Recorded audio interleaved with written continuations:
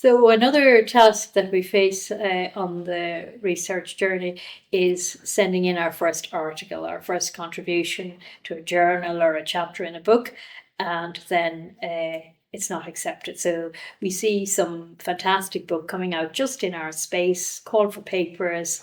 They have 12 spaces for an article, and you don't make one of those 12 spaces. Now, this can be really undermining for your confidence because you think it's the perfect book, the perfect journal, and here they are, they're not interested in it, not relevant, who knows what the feedback might say. It's not really reflecting the current state of the argument. That's a common piece of feedback that you might get. And so you're left then not only dealing with the rejection of the article, but perhaps at a deeper level, you're feeling a rejection of the entire project that you have committed yourself to. So how do you manage that?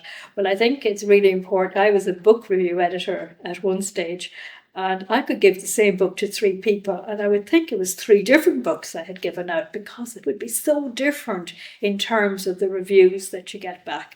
So I think it's really important to realise reviewers differ.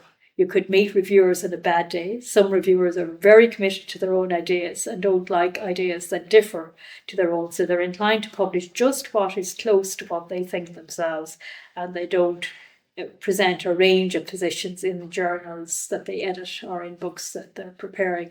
So I think you have to start from a position that it's as much about the reviewer, the feedback that you've got, as it is about what you have written.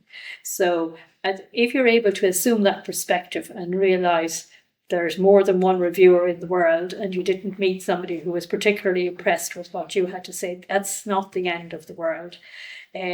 We all have heard stories about the people who've sent a book to 100 publishers, and it's only publisher 101 recognises the genius, and the next thing the person is a Nobel laureate for literature or something. So it's really important to feed your soul with these questions of achievement in writing after a long journey of rejection. So have a good story like that available to you, and then go forward with confidence and submit it again. Go for another journal, go for a different book, or consult with your supervisory team to see what they would recommend.